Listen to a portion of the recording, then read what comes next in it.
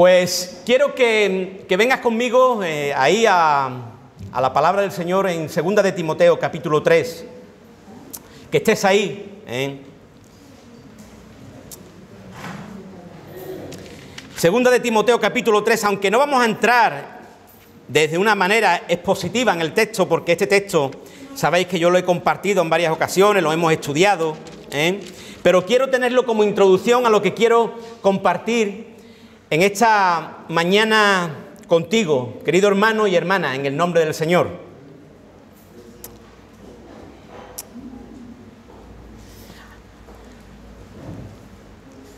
¿A quién le gusta la historia? ¿A quién le gusta la historia? La buena historia. ¿A quién le gusta la buena historia? Algunos hay, ¿no? A otros a lo mejor pues no les gusta tanto la historia, ¿verdad? Pero el que no conoce la historia tiende a repetirla. Aún pasa la historia, la repetimos, con que aquellos que no conocen la historia tienden a repetirla. En esta mañana quiero compartiros con vosotros algo de historia. Algo de historia. Hace años, estaba predicando por la calle, y de las veces que tú te encuentras personas que evidentemente no conocen la historia, y no conocen cómo surge la iglesia donde tú te encuentras hoy, por denominarla de alguna manera, porque se le suele dar nombre a todo, ¿verdad? Pues la conocemos como iglesia evangélica. Y hay cientos, miles de personas, y en algunos países como España, que se creen que la iglesia evangélica nació ayer. Y yo quiero decirte que no la iglesia evangélica, sino que cualquier creyente verdadero en Cristo, ya antes de la fundación del mundo, estaba en el corazón de Dios. Amén. Ya antes de la fundación del mundo estaba en el corazón de Dios. Pero evidentemente tenemos fechas en la historia. Pero quiero decirte que la iglesia a la cual tú perteneces lleva siglos y siglos y siglos encima del planeta Tierra. A mí esta persona me dijo de que hacía décadas de que la iglesia evangélica se conocía, y yo la llevé a la historia y le hice un recorrido por varios siglos, tantos siglos que no aún, y te voy a hablar hoy de algo que se conoce, ¿verdad?, pero que la llevé mucho antes de lo que nosotros conocemos como la Reforma Protestante, y la llevé al siglo XI, donde se conocieron aquellos que un grupo de hombres y de mujeres allá por los montes del sur de Italia, y después se fueron al norte, a Suiza, que nacieron en una ciudad francesa, Lyon, y que se les denominaron los valdenses, mucho antes de que comenzara la Reforma Protestante. Es decir, que nosotros aún tampoco podemos decir, sino que la iglesia evangélica hace ya muchos siglos que está en el planeta Tierra. Muchos siglos que está en el planeta Tierra. Y hoy quiero hablarte de un poquito de historia, pero quiero hacerte un resumen. Para aquellos que nos siguen por las redes y por la propia iglesia, os invito a oír el mensaje del domingo 24, del domingo pasado. Bien, el título de hoy es El estallido. El estallido. El estallido del 31 de octubre. Hoy. El estallido del 31 de octubre. Por eso os invito a todos y a todos que nos ven por las redes, de que vean la predicación, que oigan la predicación de la semana que viene. Nos están compartiendo temas muy interesantes, tan interesante lo del domingo pasado, que el miércoles voy a compartir sobre esto que estuvimos compartiendo en Ventana Evangélica. Sabéis, el programa que lleva nuestro hermano de Jerez, de la Fraternidad de Jerez, ¿verdad? Nuestro hermano Antonio Bonilla. Pues estaremos compartiendo sobre lo que compartimos la semana pasada. Quiero que leas conmigo 2 de Timoteo 3, 14, 17. 2 de Timoteo 3. Dice, pero persiste tú en lo que has aprendido y te persuadiste, sabiendo de quién has aprendido y que desde la niñez has sabido las sagradas Escrituras, las cuales, óyeme bien, las cuales te pueden hacer sabio para la salvación por la fe que es en Cristo Jesús. Evidentemente por una sencilla razón, porque son las Escrituras las que revelan el plan de salvación. Son las Escrituras, la palabra de Dios, las que revelan el amor de Dios. Son las Escrituras las que revelan el amor de Dios personificado en Jesucristo, en Jesús de Nazaret. Son las Escrituras las que revelan la muerte de Cristo en la cruz del Calvario para el perdón de los pecados y para la salvación de nuestras almas. Son las Sagradas Escrituras, la palabra de Dios. Y eso fue lo que pasó hace ya muchos siglos, de que la Iglesia que todo el mundo conoce, la Iglesia que todo el mundo conoce, la Iglesia universal que todo el mundo conoce, es decir, la Iglesia católica, romana y apostólica que todo el mundo conoce, fue lo que hizo quitar de sus púlpitos la bendita y única palabra de Dios para poner mandamientos de hombres. Y esto te lo voy a explicar ahora con la historia. Amén. Dice el texto: desde las niñez has sabido las Sagradas Escrituras, las cuales te pueden hacer sabio para la salvación por la fe que es en Cristo Jesús. Toda la Escritura es inspirada por Dios. Es decir, toda la Escritura es inspirada por Dios y útil. Daros cuenta, queridos hermanos y hermanas, para que tú te des cuenta, hermano, si no lo tienes claro, hermana, por favor, escúchame bien un momento. La Biblia, la palabra de Dios, no es tan solo un tema, y permíteme que lo ponga entre comillas, que no me gusta el término, pero lo voy a usar, religioso. No, la palabra de Dios es algo útil, y útil para la vida diaria. Ya hace domingo, no sé si fue el domingo pasado, otro domingo, compartíamos algo, ¿verdad? Útil para la vida diaria, para todo, para que tú y yo seamos mejores seres humanos. Maridos, esposos, amigos, compañeros, novios, novias, alumnos, estudiantes, trabajadores, servidores.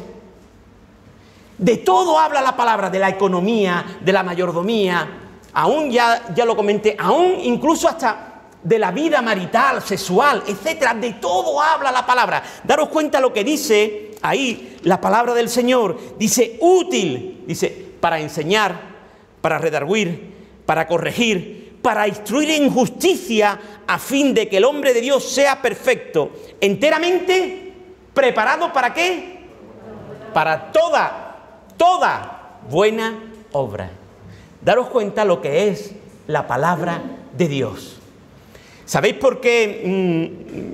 No sé, por lo menos de momento yo no quiero quitar este púlpito de aquí. El otro día se lo decía a los hermanos cuando nos reuníamos los líderes, ¿no? Porque para mí representa algo primordial, central, como un eje en esta congregación, y es el mensaje de la palabra.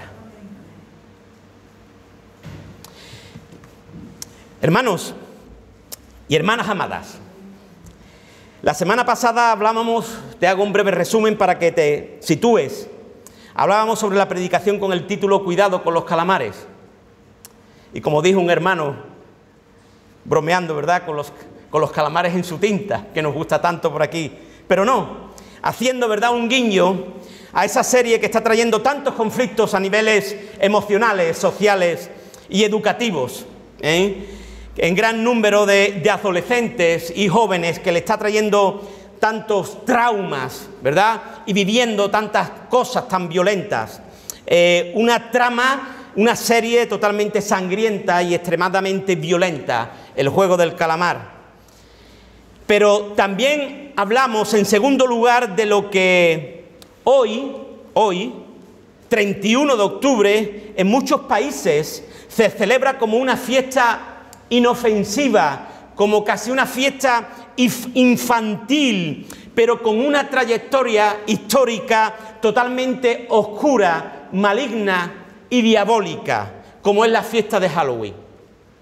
Una fiesta de brujas, de espíritus malignos, de adivinación, de brujerías, de maldiciones, y dando lugar a la muerte y a sus difuntos, como va a ser el día de mañana.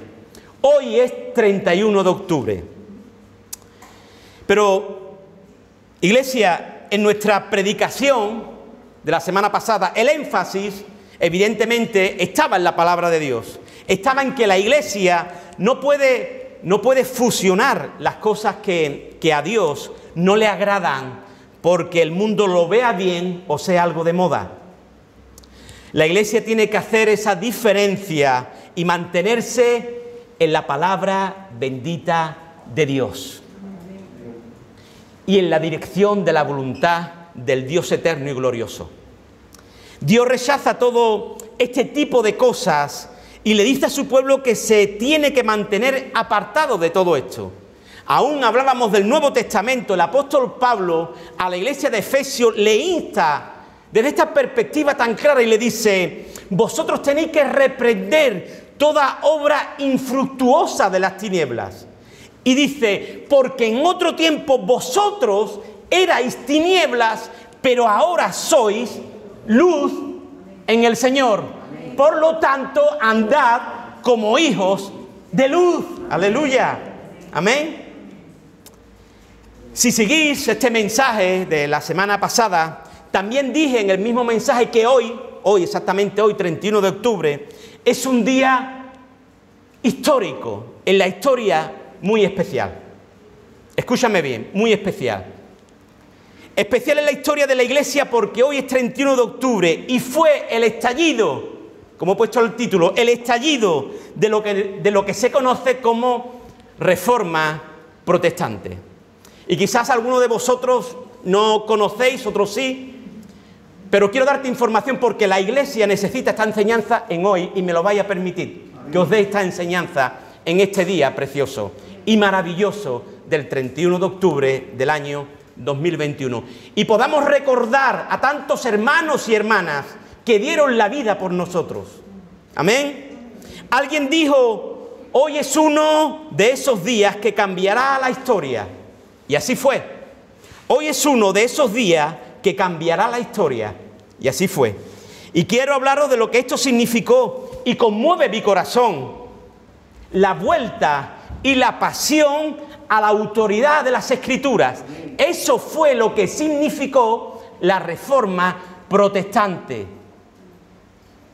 La vuelta y la pasión a las Sagradas Escrituras. Las Escrituras te hacen sabio para salvación, pero también son útiles para todas las áreas de tu vida. Amén, hermanos. La Biblia se había abandonado. La Biblia se había abandonado. Y con esto la corrupción se había apoderado de todo lo que representaba la cristiandad. Óyeme bien.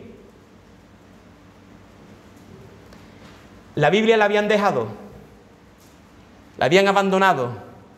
Habían puesto encima de los púlpitos mandamientos de hombres. Una sencilla lectura litúrgica, pero lo que gobernaba la iglesia eran los mandamientos de hombres. Hombres como tú y como yo, por muy limpios y pulcros que se vistan. Quiero deciros que hay quien no quiere o no se quiere enmarcar en estos movimientos, pero os digo que quien no lo haga es porque no conoce la historia. No, yo no pertenezco, yo te digo que es porque no conoce la historia, porque ahora te lo voy a explicar. Nuestro Padre del cielo es Dios. Amén. Y óyeme bien, y entro en materia. Voy a intentar por todos los medios, hermanos, ser breve. A nosotros nos gusta la predicación más dinámica, espiritual, etcétera, pero quiero hoy que te lleves este conocimiento en tu corazón porque lo vas a necesitar para este tiempo peligroso que viene.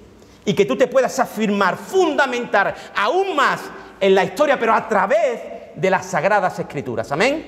Por lo tanto, quiero decirte que el Dios, tu Dios y mi Dios, es el Dios de la historia. Y como soberano, mueve los hilos de la historia. De tu historia y de mi historia, de nuestra historia. Y quiero hacerte ahora, trasladarte a tiempos antiguos, donde Dios tiene a su pueblo esclavo en Egipto. Escúchame bien. Y todo lo mueve para que su pueblo pueda ser libre y salir de la esclavitud. Levanta hombres, manda plagas, abre los mares. Aún si no lo conoces, te digo que en el libro de Josué hasta para el sol.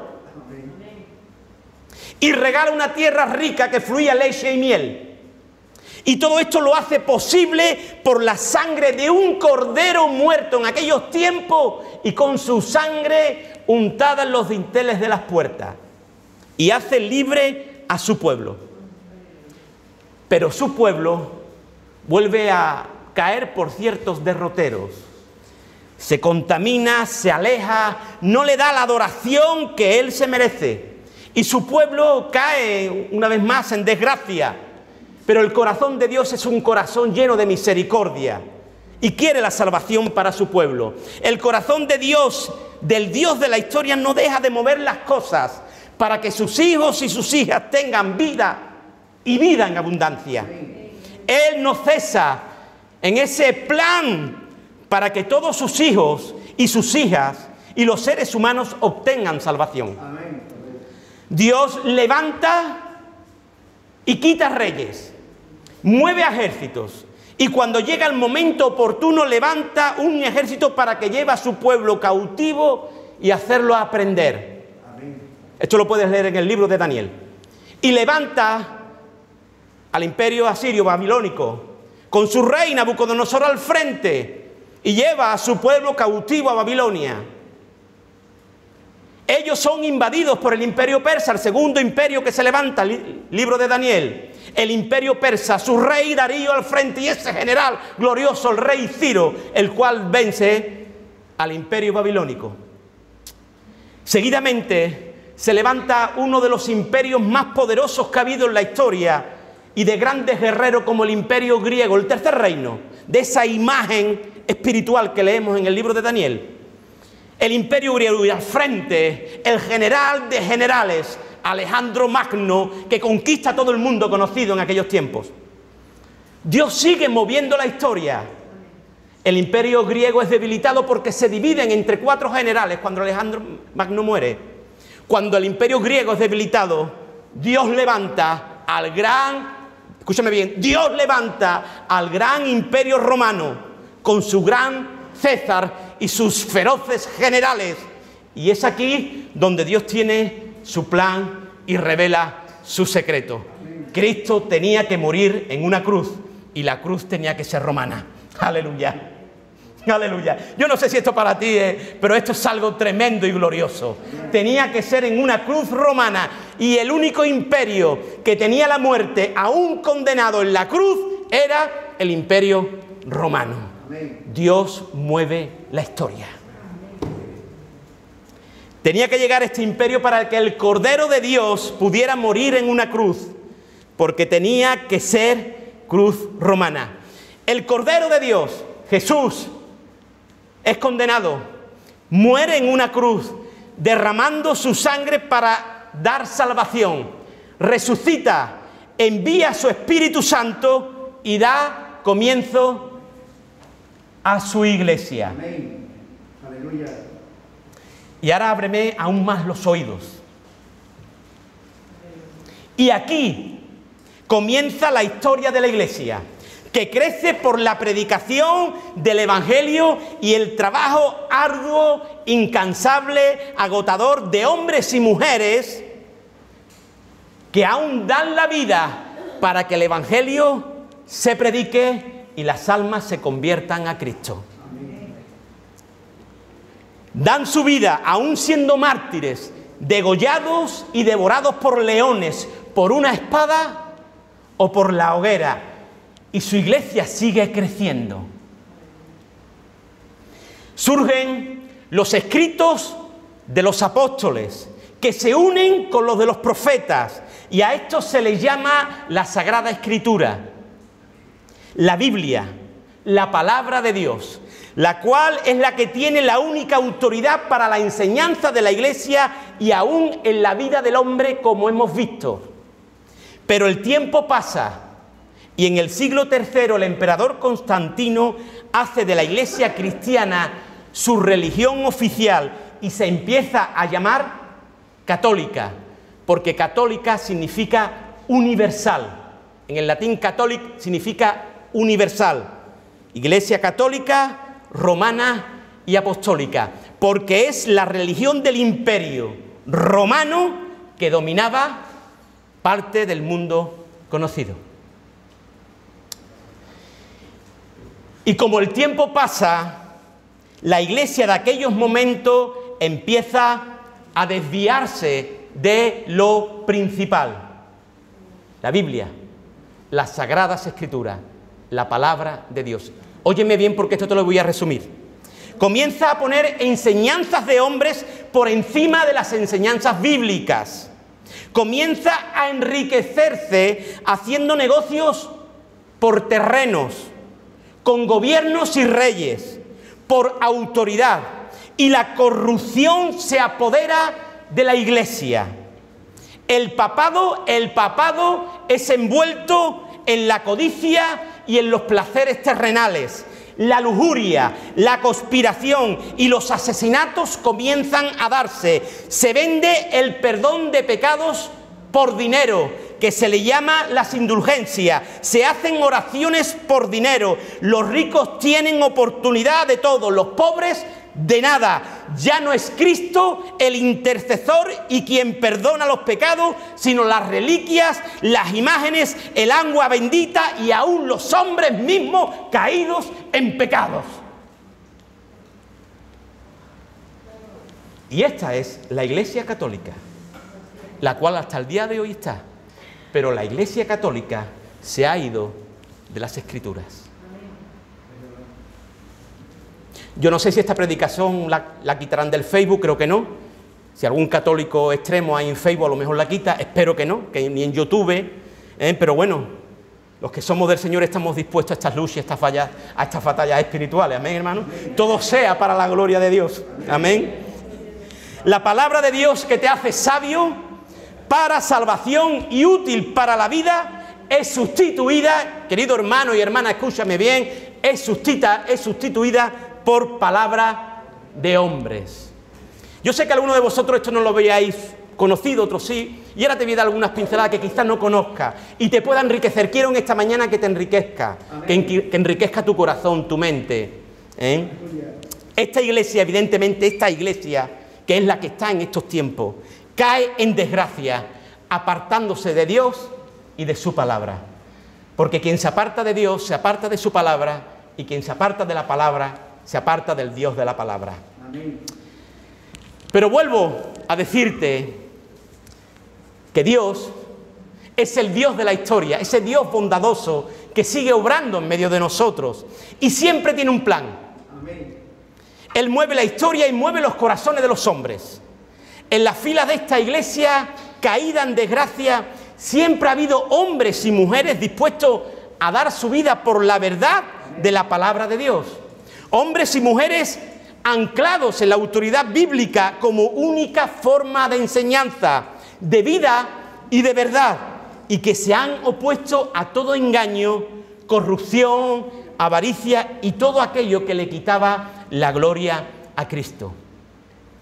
Hombres, como he dicho al principio, aún antes de la Reforma, y que estaban inmersos en la Iglesia Católica, pero ellos se dan cuenta de que realmente la palabra de Dios está oculta y que es la que hace sabio al hombre para la salvación y útil para su vida y que no se le da al pueblo. ¿Sabéis una cosa? Un monje dijo en aquellos tiempos, dijo, la Biblia al pueblo no, porque los vamos a hacer inteligentes. Daros cuenta, al pueblo no, porque los vamos a hacer inteligentes. Hombres, te voy a nombrar algunos, muy interesantes. Antes de lo que se conoce como la Reforma, tu hermano y mi hermana, antes, como Pedro Baldo, nacido en Lyon, Francia, que era un mercader adinerado con muchas posesiones e influencias políticas, sobre el año 1170, daros cuenta que la Reforma es el siglo XVI, 1517, no, te estoy hablando del 1100, mucho antes, por eso la Reforma la tenemos que ver desde esta perspectiva, que fue simplemente un estallido, pero ya había hombres y mujeres que amaban a Cristo y a su palabra. Amén. Este hombre dice que tiene en este año 1170 un despertar espiritual, era un hombre muy rico, muy acaudalado, y dice que tuvo un despertar espiritual, no se sabe muy bien si fue por la muerte de un amigo que lo vio sufriendo o porque escuchó un cántico espiritual de un trovador por las calles de Lyon. Lo que sí que Pedro Baldo solicita hablar con un sacerdote, el cual lo lleva a la parábola del joven rico y le dice que lo tiene que entregar todo, pero que lo tiene que entregar todo a la iglesia. Pero Baldo lo entregó todo, pero no a la iglesia, sino a los pobres de su ciudad. Dice que lo vendió todo y se lo entregó, pero a los pobres de su ciudad. Mandó traducir la Biblia al francés manualmente, porque entonces no había imprenta. Y dice que empezó a predicar por las calles de Lyon. Dice que muchos pobres se le añadieron y gente acomodada y rica también empezó a seguirle. Dice que lo excomulgaron y empezaron a perseguirlo, refugiándose en los montes del sur de Italia y luego yéndose a Suiza, donde se les comenzó a llamar los valdenses, una comunidad cristiana que hasta hoy están con sus puertas abiertas. Aleluya. Sí, todavía hay comunidad cristiana llamada los valdenses. John Wycliffe, nacido en Inglaterra, en una granja de ovejas, filósofo, teólogo y rector de la Universidad de Oxford, impidió que se le diera dinero a la Iglesia de Roma, porque la Iglesia de Roma pidió un préstamo. Y dice que impidió que se le diera dinero a la Iglesia de Roma, diciendo que ya la Iglesia era muy rica. Esto le trajo muchos problemas, y más cuando tradujo la Biblia al inglés, al idioma común, porque en aquellos tiempos solamente se podía leer en latín, no se podía leer la Biblia en ningún idioma, en ningún otro idioma. Era como un pecado leer la Biblia que no fuera en latín. Este hombre dice que tradujo la Biblia al inglés y empezó también a predicar y a repartir la palabra. Dice que esto le trajo muchos problemas, porque en aquel tiempo nadie podía leer la Biblia excepto los clérigos. Repartió Biblias, predicó sobre la gracia, dice que predicó sobre la gracia, sobre la fe y la autoridad de las Escrituras, vuelta a las Escrituras. Murió en 1384 y la Iglesia de Roma lo condenó después de muerto. Mira, para que no te se olvide, lo condenó después de muerto. Y dice que después de muerto sacaron sus huesos, lo quemaron en una hoguera y lo tiraron al río Swift, después de muerto. Otro hombre tremendo en aquellos tiempos, antes de la Reforma, John Hus, quizás has oído hablar de él. John Hus, 1369, en el reino de Bohemia, muy formado, ingresó en un monasterio y estudiando la Biblia se dio cuenta de los errores de la Iglesia de Roma. Se convirtió en un gran predicador con muchos seguidores. Su mensaje era crítico hacia la Iglesia y el obispado, destacando sus críticas hacia las indulgencias y los abusos papales. Fue un defensor de la autoridad bíblica y de predicar en la lengua común. Fue acusado de hereje y condenado a la hoguera en 1415. Sus seguidores y fieles miembros de su iglesia son llamados los husitas, que todavía también están, los husitas. Y hay un hombre italiano, acabo aquí, Girolamo, exactamente, muy bien, mi hermano, Savonarola, nacido en Italia en 1452, de una familia acomodada. Su padre quería que fuera médico, pero él ingresa en un monasterio de la orden dominica. Estudiando las Escrituras se percata de los errores del clero y el poco lugar que tienen las Escrituras en la Iglesia de Roma. Se vuelve un predicador apasionado de la gracia, de la salvación por fe, y se mantuvo denunciando la corrupción de la Iglesia hasta que fue condenado a la hoguera y muriendo en ella quemado. Dios sigue moviendo los hilos de la historia y siguen pasando los años y hay gente predicando de un sitio para otro, hombres y mujeres que van con sus Biblias debajo del brazo, queriendo compartir el Evangelio de Cristo. Pero Dios sigue moviendo la historia, aun cuando hay mucho movimiento en esos momentos, movimientos políticos, conspiraciones de reyes y familias de reyes de unos a otros, los Habsburgo, de un sitio para otro, ¿verdad? Negocios, matrimonios de conveniencia entre las casas más nobles, ducados, nobleza. Por un lado está el rey Carlos V, por otro el Papa León X, y cuando la Iglesia es cada vez más rica, Dios sigue moviendo la historia y levanta a un hombre llamado Martín Lutero. Nacido en Alemania en 1483, de padres campesinos, pero educado de una forma férrea, muy ilustrado por estudios en varias universidades. En 1505, aunque su padre quería que fuera abogado, ingresa en un monasterio agustino y después de mucho estudio y batallas espirituales, tanto con el exterior como con el interior, en 1512, con un doctorado en teología, ingresa para dar estudios sobre las Sagradas Escrituras en la Universidad de Wittenberg. Pero Lutero, estudiando las epístolas de Gálatas y específicamente Romanos, se percata de los errores sobre la justicia de Dios y cómo doblegan y anulan la justicia de Dios en la Iglesia de Roma por los méritos y las obras humanas. Romanos 1:17, donde él se lleva meses, años estudiando este texto, dice: porque en el Evangelio la justicia de Dios se revela por fe y para fe, como está escrito. Y dice que él se queda perplejo cuando lee una y otra vez: mas el justo por la fe vivirá.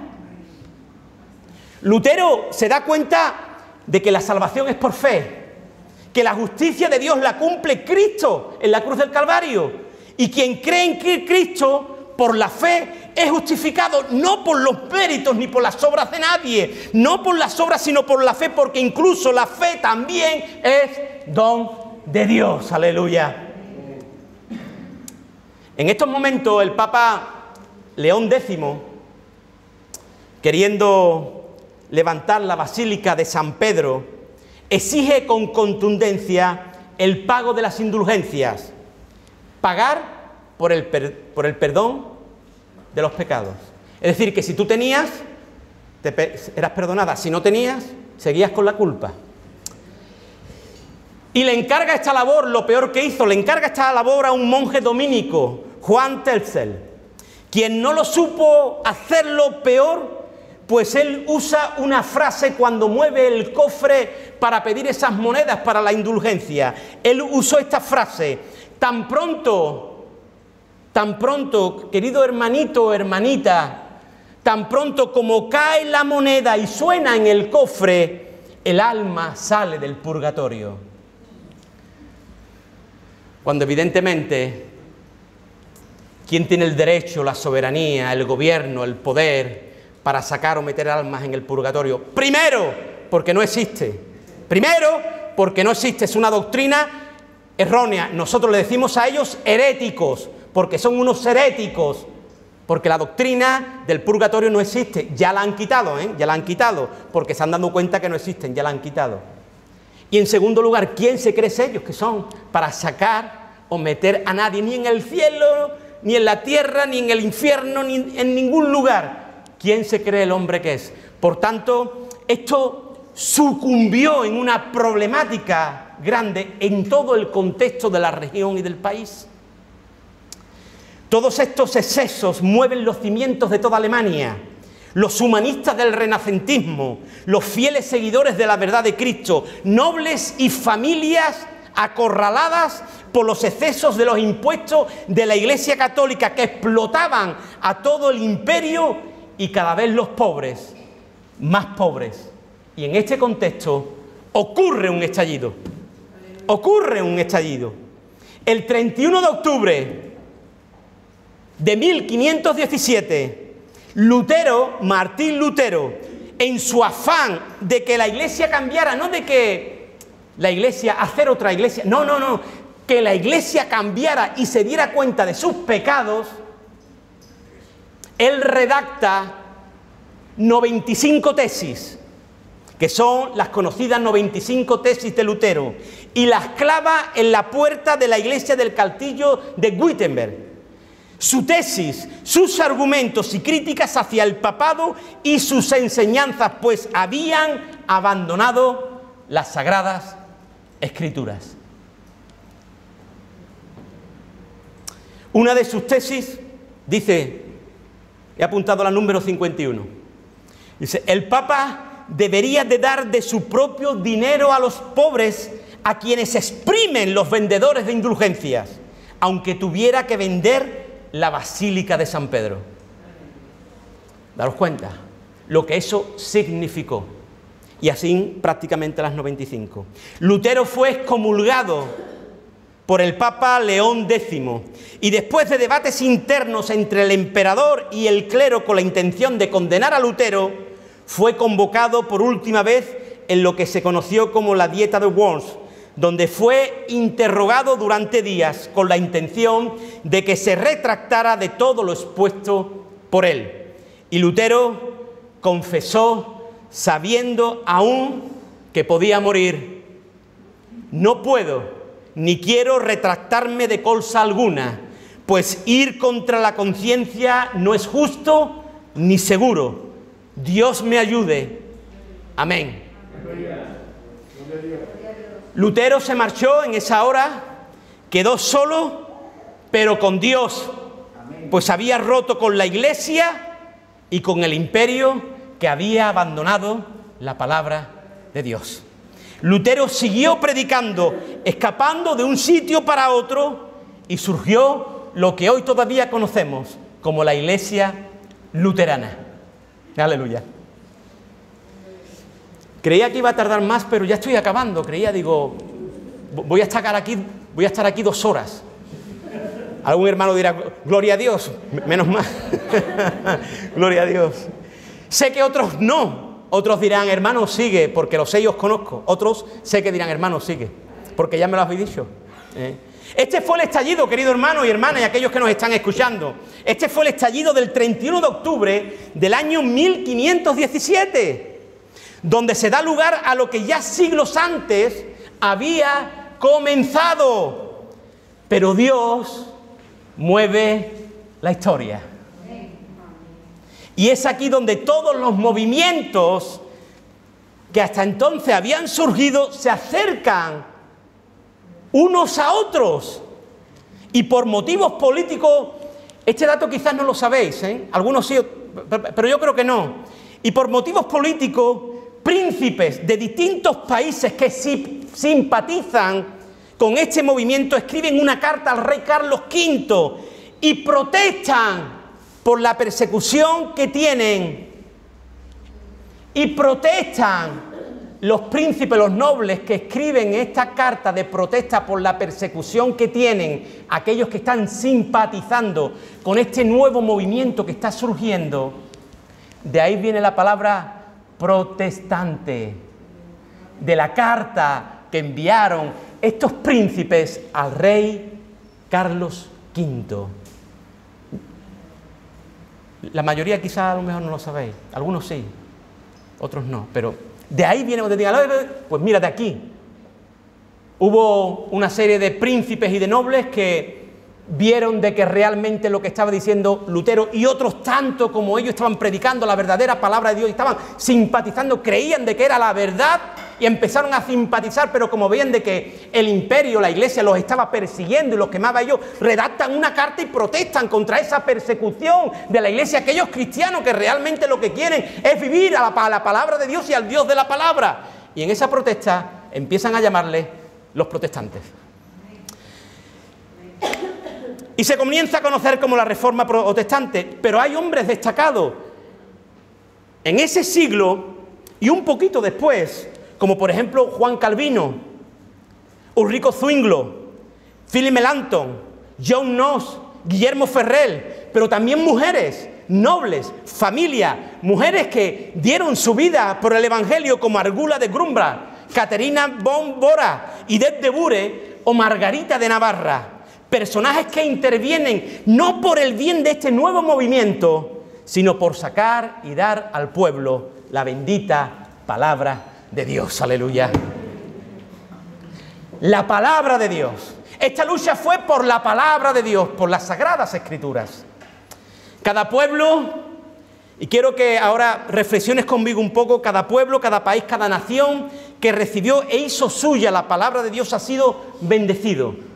Todos los países que recibieron el Evangelio fueron más libres, más cultos, tuvieron mejor administración, más ilustración, más educación y valores, mejores trabajos y trabajadoras.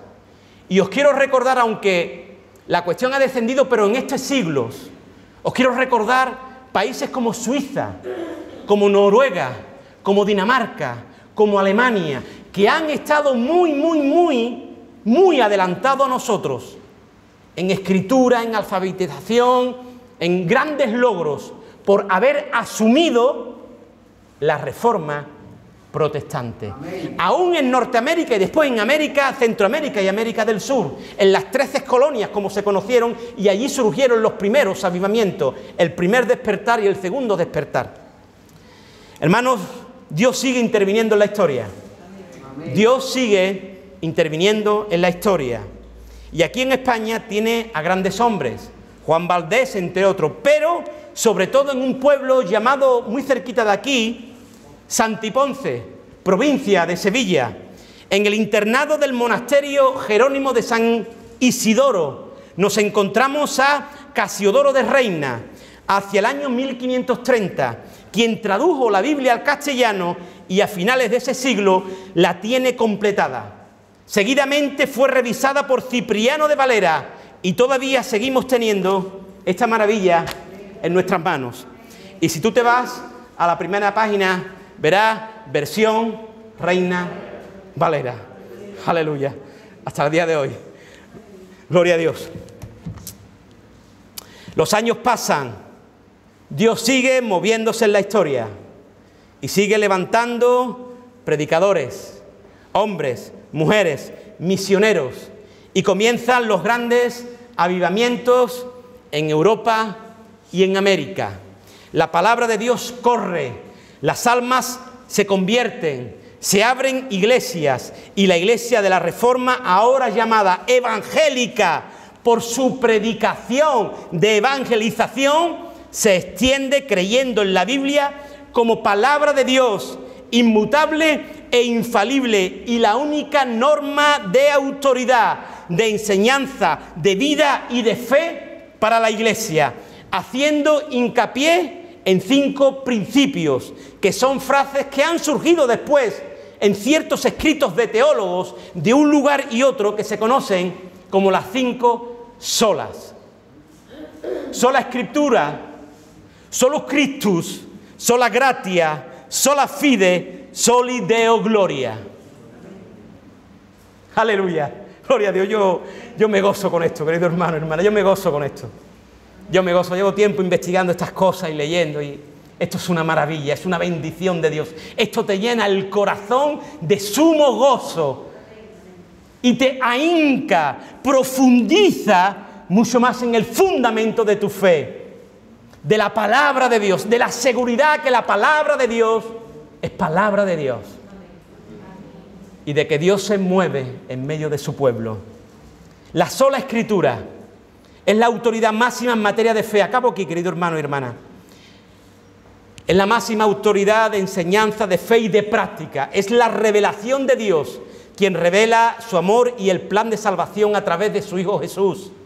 Por eso te hace sabio y es útil para todas las áreas de la vida. La Iglesia Católica ponía por delante la enseñanza del magisterio que la propia palabra de Dios.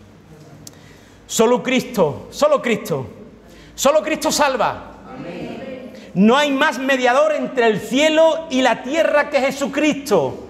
No hay reliquia, no hay santo, no hay mujer ni hombre, sino solamente Cristo quien te pueda llevar al cielo. Amén. Jesús dijo: yo soy el camino, la verdad y la vida, y nadie viene al Padre si no es por mí. Amén. Sola gratia, gracia de Dios, favor inmerecido de Dios. Solo por gracia somos salvos, nosotros nada podemos hacer. Es el favor inmerecido de Dios. Es su mano poderosa, bondadosa, llena de misericordia sobre nuestras vidas para que nuestras vidas puedan ser salvas. Aleluya. Sola fe. Solo es por fe. Nada de obras o méritos propios. Nada de obras o méritos propios. Solo la fe puesta en Jesús nos puede hacer salvos y justificados delante de Dios. Solamente por fe y no por obras. Y acabo, querido hermano, diciéndote que sola Deo gloria. Solo Dios merece la gloria. Dios, quien se sigue moviendo en la historia y gobernando con su sola soberanía. Dios me da a su Hijo para mi salvación. Solo por su gracia deposita en mi fe y su plan de amor es revelado en su palabra, que son sus escrituras. A Dios solo sea la gloria. Él solo merece la alabanza, la adoración y la gloria. Bendito sea su nombre. Bendito sea su nombre. Aleluya. A Él solamente la gloria. Gloria a Dios. Gloria a Dios. Gloria a Dios. Aleluya. Aleluya.